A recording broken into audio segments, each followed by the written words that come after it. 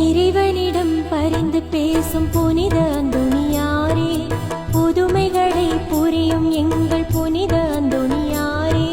இறைவனிடம் பரிந்து பேசும் புனித அந்தோணியாரே, புதுமைகளை புரியும் எங்கள் புனித அந்தோணியாரே.